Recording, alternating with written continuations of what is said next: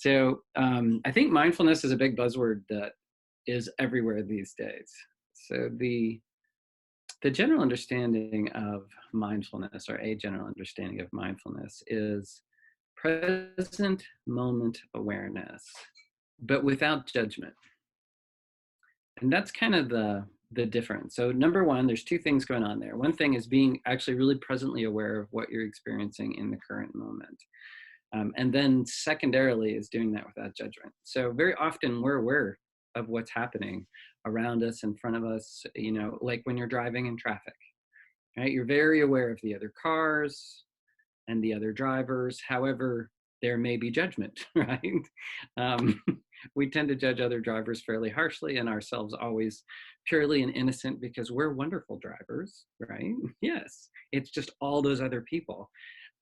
So in that moment, that can lead to anger, frustration, right? It can pull up frightening experiences from the past, and it creates a situation where we're not actually being fully present, or if we are being fully present, there's a lot of judgment going on. And judgment is a reference to our past experiences. We're looking at our past experiences and we're looking at what's happening around us, and we're kind of meshing those two things together. It's like when you and the combination of those two things pulls us out of the present moment. So if you see a beautiful flower, right, and it's just this living being that is there in front of you, and you're drawn to it, right? You can see it, you can smell it, you want to touch it, and you go over and you're just totally lost in this moment of this amazing thing, right? The smell is coming from it, and you're just caught in this visual and sensory experience that's just incredible. And then the mind starts saying, oh, well, that's a rose, and it's not a red rose, it's a crimson rose, and crimson roses are kind of rare, actually, and wow, isn't that interesting? And you're gone, right? You've lost the actual flower and the actual experience in that moment. So how do we manage that is, of course, the fun of this. And then what are the benefits of it, right? So a couple of things. So mindfulness is really just being present in this moment and having this experience. And the biggest thing that leads us away from that, of course, is that voice that's talking in our heads all the time. Like the one that's talking to you right now as you're listening to me, and it's going through and it's judging and it's discussing and it's reflecting, right? And it's just continuing the little conversation, right? And that's very normal, right? So nothing to be concerned about. That's absolutely perfectly normal. However, that voice is a distraction, isn't it? Right? It's like when you're having a really good conversation with someone and they say something to you and you hear it and you've got a reply that's ready, but they're still talking and you're not hearing anything they're saying. You're just waiting for their mouth to stop moving so you can make your point, right? Same thing. We've lost the present moment. We're out of it at that point. So number one, being present gives you a richer, right, more full experience of what's actually happening in front of you. It deepens the engagement with the people that you're communicating with, or the environment that you're sitting in, or whatever it happens to be. I mean, who wants to be laying on a beach or sitting in a hot tub just thinking about work for hours? And it totally destroys the whole experience, right? So how can we do that, and how do we do it well? So one is, first is to become aware, right? So that's the first step, and that's why we're doing what we're doing today. The second thing is in order to cultivate that mental awareness, it's like any muscle, you have to practice it in order to strengthen it. So one way, and there's lots of different ways, but one way to really cultivate that, the strength in that area, is to practice with meditation. Now, there are a lot of different forms of meditation out in the world. And I encourage everybody to explore all the different ones that you want to, right? I practice one basic form of meditation, and then have fun exploring and sharing a whole range of other ones with a whole lot of other people. Me personally, I do, it's Vipassana meditation from Buddhism, but it's abstracted from its religious context. So I sit, I breathe, I take in, using my awareness, I become aware of my body, I become aware of my breath. And when my mind wanders, I take note of where my mind goes. And then I come back to my body, I come back to my breathing, I come back to my breath. And what that does is it forms, and of course, we're practicing this without judgment. So you have thoughts that come through your mind, you have feelings that emerge from those thoughts. We're not getting rid of them, we're not, um, in no way are we diminishing them, we're just not letting them have control. So we have the thought, it occurs, you take note of it. It may activate a feeling, you take note of that. And then you come back to the breath and come back to the breathing. And the real benefit of this is think about how you accomplish the things that you really, really need to accomplish, right? So when you were in school, it was homework. And I know everybody does homework because you loved it. And it just was life changing every time you sat down to do another math problem, right? Like, absolutely, it was the whole work. No, okay, so that's not a thing. And even now, when you sit down, maybe at work, or to do your taxes, or maybe just to pay the monthly bills, or maybe it's, I don't know, weeding the garden in the backyard, whatever your challenge is in that area, but it's something you really want to accomplish. How do you get yourself to do it? Right? And that's the question is, how do we manage ourselves in those moments? Because most of the time we use fear of failure, right? Fear of disappointing someone. Maybe that someone is a significant other, a spouse, a friend, your supervisor, right? But it could just be you. But that's a relationship that we form with ourselves over time, is that we function in this fear. And we've been using that fear since we were very small, right? In order to manage those really difficult things that we want to get done. And we really know that we need to get done. So this offers a different way of doing that. So by doing just this basic, what I call a gentle mental discipline, we just keep coming back to our breath and coming back to our breath and coming back to our breath. And when the thoughts get really strong, and they will, the more you practice, the stronger, right? The mind is going to resist this behavior that you're doing, telling your mind that you're in control, right? Which means, which is funny, I always say this to students is when you are talking to yourself, right? How many of us talk to ourselves? Yeah, that's all of us, right? Yep, okay. So that means that there's at least two of you in there. Can't have a conversation with just one voice talking, right? And you do answer yourself, don't you? Yeah, you'll even argue, right? Oh, I really should get this done. Yeah, but I don't really want to do it right now. Yes, but I really have to, right? That means there's a conversation going on. So that conversation is a combination of things, right? And we could talk about that for a long time. But most interestingly, for our purposes today, is that there's two voices. One of them is kind of, it's society, it's expectations, it's all the things that we know we need to accomplish and the level of expectation that have been set for us since we were very small. And it's conditioned us to do things in very appropriate ways and things that we need to accomplish. The question is, how do we manage it, right? Because if you notice, that voice tends not to be very kind, right? That's the voice that's like, you should have worked harder, you should have done more, you should have gone for the promotion, you should have run further, you should have exercised more, you should have, right? And yeah, it's like, it can be very cruel to us. And the other voice is the one that tends to have really good intuition. Like when you don't listen to it, you're like, oh, I just knew what I should have done. Those moments, right? So we want to kind of, and it's not that either, they're both important because they both help us accomplish the things that we need to do. But we just kind of want to quiet the should have voice, and we want to strengthen that intuitive self, because that's the part that doesn't really get the attention that the other one does. That other voice, we've developed it really well over the years. So we're looking to create some balance. So in order to do that, for me, the simplest way is to come back to the breath over and over and over again and recognize that thoughts are thoughts. They're very important. They're a part of how we function, but they're also just thoughts. And sometimes they're very untrustworthy. How many times have you had catastrophic thoughts, say, in the last hour? Right? Hello. Don't we do this all day, every day? Like, I'm never going to survive this. It's all, right? And then how many of those have actually played out that way?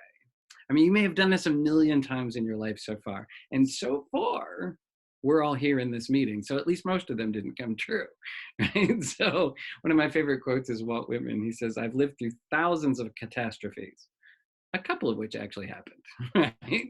So, so when we sit and we breathe and we keep coming back, we learn to put that aspect of ourselves kind of in an appropriate place so that we're able to have a slight space between the thought or the feeling and our response to it. And it teaches us over time and with practice to be less reactive and more proactive, which gives you a different way to manage your life and your experience. So that's my pitch. And I practice every morning, usually like 30 to 45 minutes. And then I usually pick out a couple of times during the day when I can practice as well. I don't really use an app any longer, but there's lots of good apps out there. I can send Leah a list of those if people are interested, because that can be really helpful when you first get started. There's so much stuff online, it's crazy. But there's some really nice, simple, kind of gentle ones that'll introduce you to this practice or similar practices if folks are interested. So we can definitely do that, Leah. And I think most people will find that very helpful. But I plan to be here on Wednesdays from now on. So we can also rely on this to provide some support as you're building a regular practice. So, and a regular practice usually starts with about 3 minutes a day. You don't need to like reinvent the wheel, so to speak. And the most successful way is to incorporate it. You want to tie it to something that you do really well, very consistently already, right? So like brushing your teeth, right? Putting your shoes on, something that you do on a daily basis. And I'm assuming that everyone does those on a daily basis, but but find that thing that you do, like getting ready in the morning or whatever that happens to be, and then just add a little 3-minute section to that. Right? So it becomes just one more little part of that routine. Morning's a really great time to do it because early in the morning, our melatonin levels are still, really high. And that allows us to kind of drop out of that high level of critical thinking very easily. So, and we'll talk about this more each and every week. I have so much information on the benefits of this. It's kind of fun and crazy, but I can't share it all at one time. So is everybody ready to get started? All right, so we're just going to do a basic breathing meditation. I'll add in a little bit of body awareness and kind of encourage that non-judgmental behavior. But the key here is to don't worry about doing it wrong. Because if you're here and you're doing it, you're not doing it wrong, regardless of what happens. So see if you can just find a comfortable position. For some people, that's back support. If you can sit up straight to where your head is balanced on top of your spine, that's super helpful. If you're sitting in a chair, on a couch, or something like that, go ahead and let your feet rest on the floor. Or if you want to sit cross-legged, that's fine too. But you don't have to be in any special position. If physically it's more comfortable for you to lie down, then please, by all means, lie down. The position is nowhere near as important as your comfort during what we're doing. Okay, and in our comfort, the mental state that we're looking for is alert and aware, right? And relaxed. So go ahead and relax your hands in your lap, something that's comfortable for you that you can hold for about, 12 minutes. And then all we're going to do is we're going to start with intentionally starting and controlling our breath. So when you're ready and your body's starting to settle in, if you're comfortable, close your eyes. If you're not comfortable with that, that's okay. Pick out a spot somewhere in front of you where you can kind of let your gaze soften as you look at that. And we're going to start by taking a nice full deep breath in through the nose and holding it at the top, and then doing an extra long, slow exhale. So something like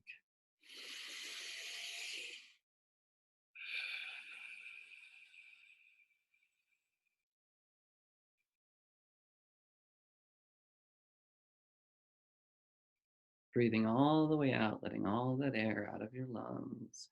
And when you reach the end of that breath, then back in through the nose, breathing in slowly, feeling that air move down into the diaphragm and then back out nice and slowly, stretching it out as best you can. Again, most of us are new to this, and this is just diaphragmatic breathing. So I just want you to start by doing a nice 4-8 or 6-8 breath, which is counting to 4, 5, or 6 on the inhale, and then counting to 8, 9, or 10 on the exhale. So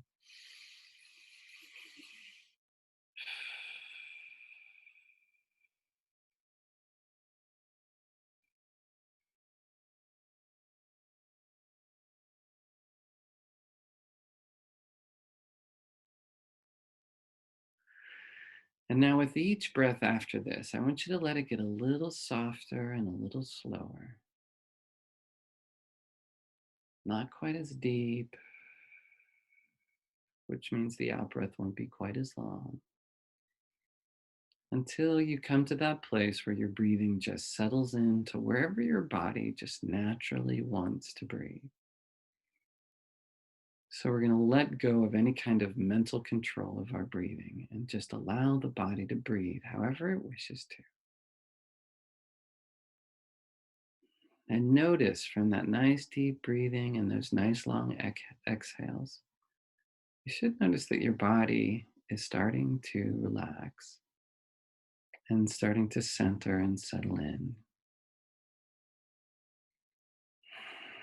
So now that you've relaxed control of your breathing, I want you to really just become aware of your breathing.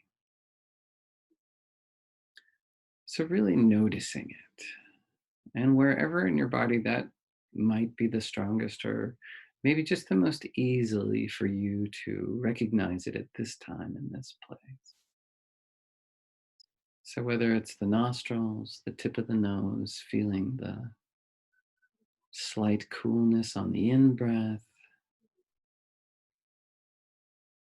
and the warmth on the out breath. Maybe it's the back of the throat.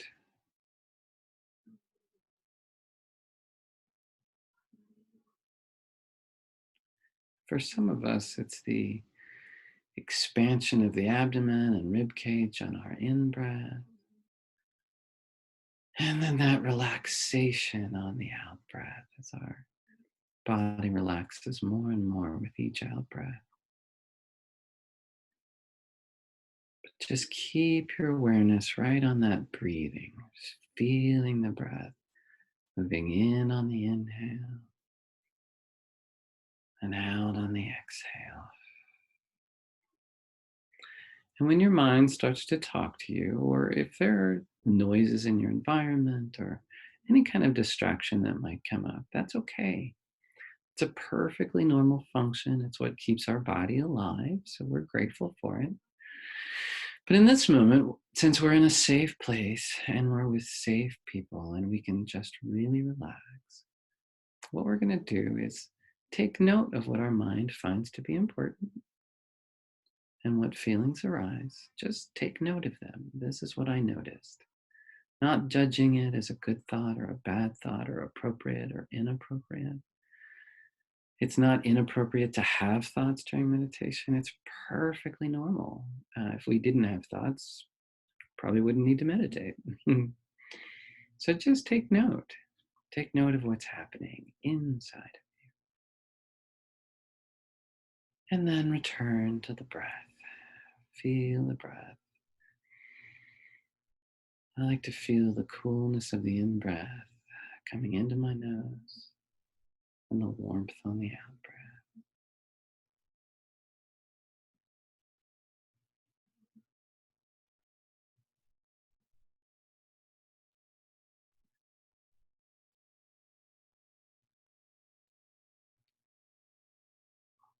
And if your mind keeps controlling your breath, that's okay. Just watch your mind controlling your breath.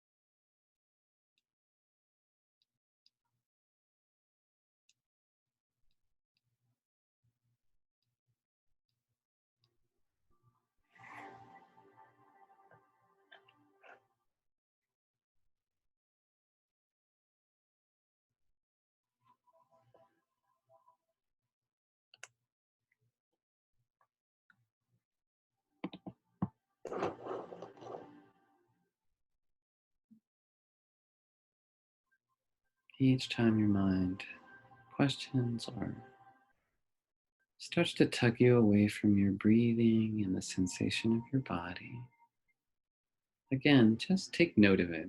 Just notice it. And then gently return to your breathing. And maybe just begin to use your awareness to slowly examine your body. Look for areas in your body that might be holding tension. Your forehead, your brow.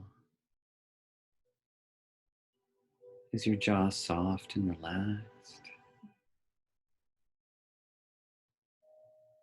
Notice your throat, your shoulders.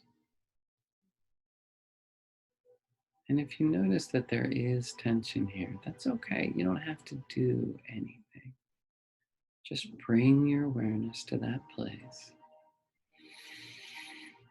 And then notice what happens as you breathe when you hold your awareness on that part of your body.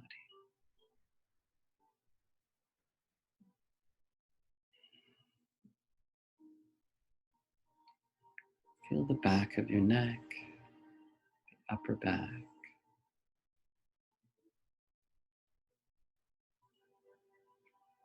Feel your chest, the upper part of your arm, forearms, elbows, fingers, your palms, the backs of your hands.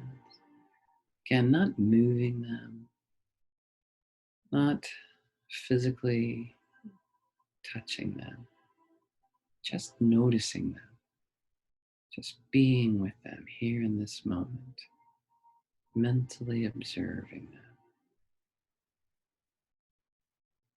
as we continue to breathe in and breathe out.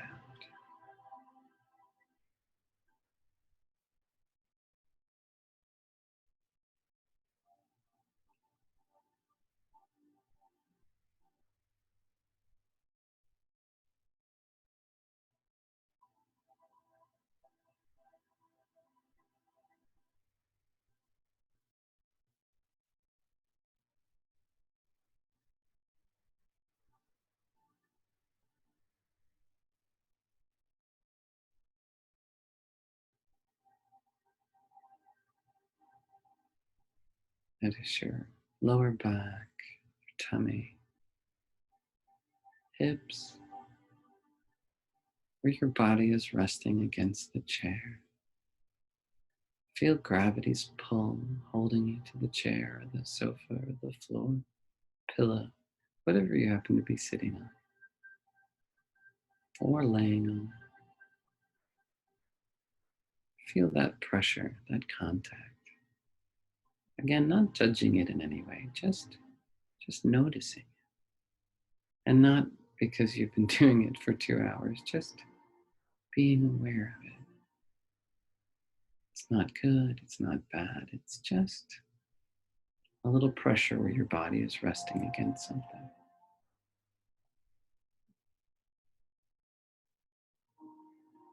Moving down your thighs to your knees, your shins, your calves,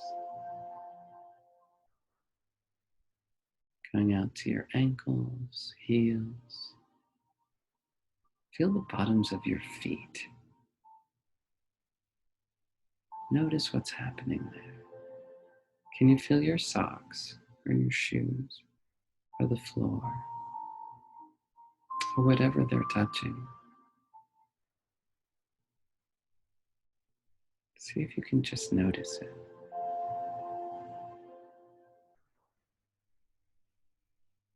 As you continue to feel the breath coming in and going back out again.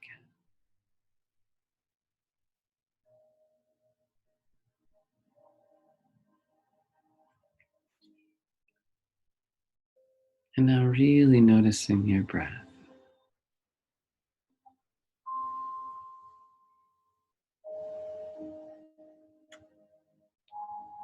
Bringing all of your awareness just simply to the breath.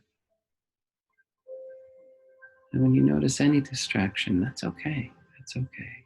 No judgment. Just come back to the breath, back to the breath, ever so gently.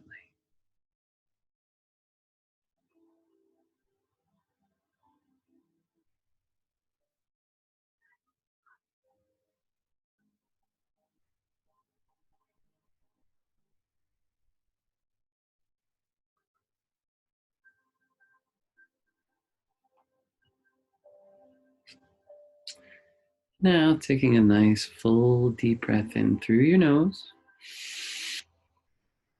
and a nice long gentle exhale. Begin to wiggle your fingers and wiggle your toes, and ever so slowly returning to the place where you are. And when you're ready, opening your eyes.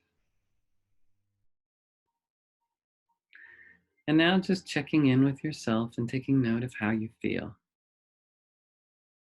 Hmm. So that's basic mindfulness and just a basic meditative practice. So again, thank you, Lee, so much for setting this up, Leah. And I'm looking forward to continuing to see and work with everybody. I'll be